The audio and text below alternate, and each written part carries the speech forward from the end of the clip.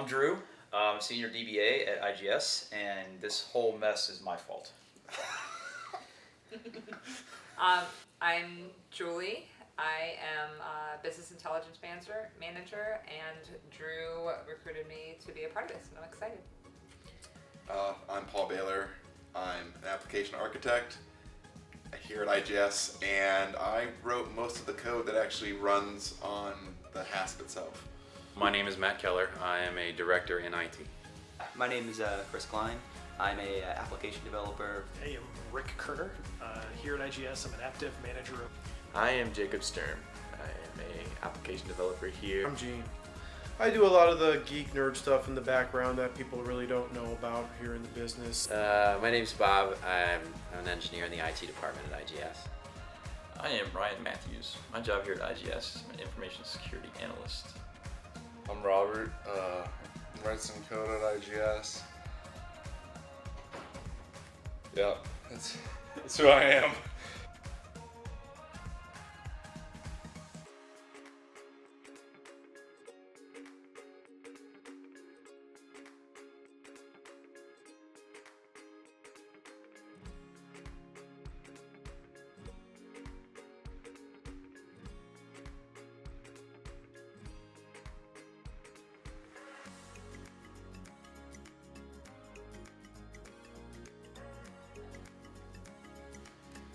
This is the payload. So, the main components of the payload, right, are the circuitry aspects of it, battery to run it, the APRS to track it, and the cameras, which you don't see in here, to record it, and then also what you don't see are hand warmers to heat it. So what we have is the HASSP kind of capsule. Inside there is an Intel Joule system on a chip, and it's a 64-bit processor with 4 gigs of RAM, which incidentally is what SQL Server needs to run.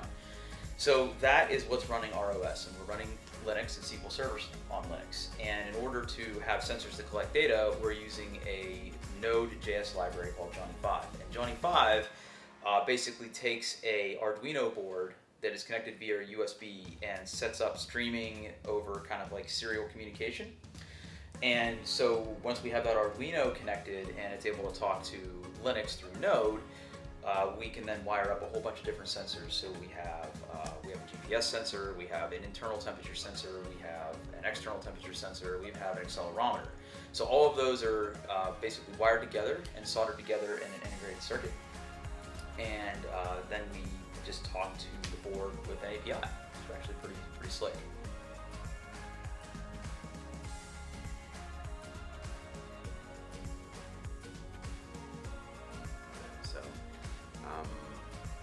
And then all throughout the process of like coming up with the rig, knots were needed, and so I offered to start tying knots. Go, baby, go! Fire! Go! Keep going up!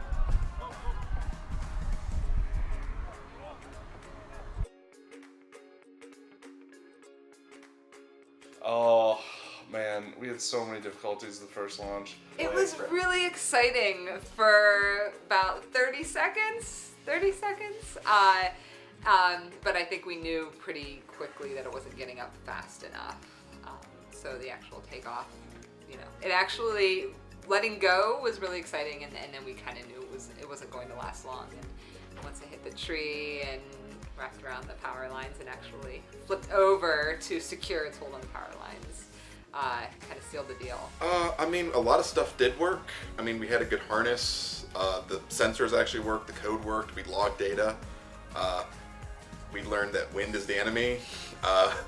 We need to make sure, and really measuring lift was where we fell down, making sure we had enough helium in the balloon.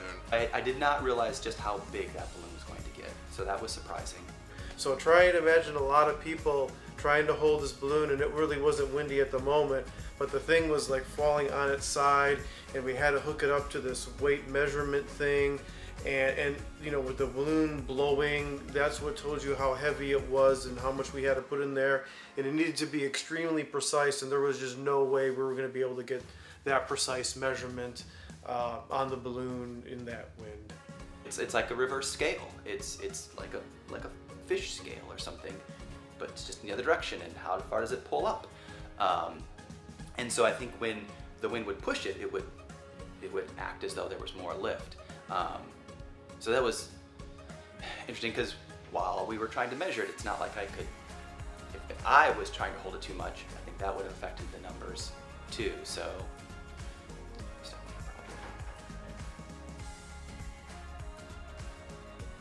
We've got a much better launching area this time, so we're not going to be out in the wind, so there's a little bit less pressure from the wind. Last time we were holding that balloon and from like 4 different sides so it didn't blow away. This time we're going to be in a hangar, and that's going to be much better than last time.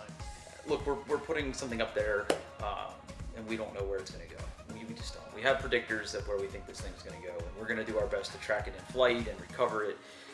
My biggest thing is, and this is the fear I had initially going into the last launch, is we're going to let this thing go. There's a chance we could never see it again. Yeah, I think there's a lot of risks. Actually, there's more risks than like certainties right now. It's interesting that the wind will probably have us take off heading in a direction that's different from the direction where it finally lands, so the winds up high are going to be coming from a different direction than the winds on the ground. So it should be an interesting flight to watch. So for the HASSP project, I essentially managed and coordinated for our aviation operations, so securing the airfield and also coordinating with the FAA, making sure that we're in regulatory compliance with our flight. And that's why we put the reward stickers on it, and according to the predictors that I ran recently, it looks like this will land in relatively sparsely populated areas, but I think there's a good chance that someone will eventually stumble upon it. I mean, obviously you want to recover it that day, but I'm just hopeful that if we get this thing up in the air and it comes back down, we just see it again. I would say I would consider success is if we make it all the way up to however high we make it. We make it all the way down, and we record data through that entire time frame, and we're able to recover the capsule, the vehicle. I mean, it'll be cool too if we actually get the balloon in the air. I mean, that would be a win to some extent, hopefully. But we'll see.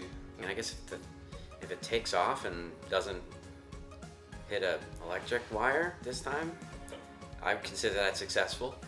You know, as far as SQL Server is concerned, because ultimately that's what I do for my day job, the community has really embraced it. You know, there's a ton of people on Twitter and on the SQL Server community Slack channel that talk about it. We had a lot of people tune into the live stream. It really helps raise awareness of what I consider to be a fantastic data platform. So in those respects, I feel like this has been a really good success already, and I'm just hoping we can keep that momentum going and actually get this thing done. I don't know, call me overconfident, but I think everything's going to go well on Saturday. Oh, we're gonna fly. It's gonna go. Absolutely. I really think this is going to go up. I think we're going to reach really close to 100,000 feet, and I think we're going to find it.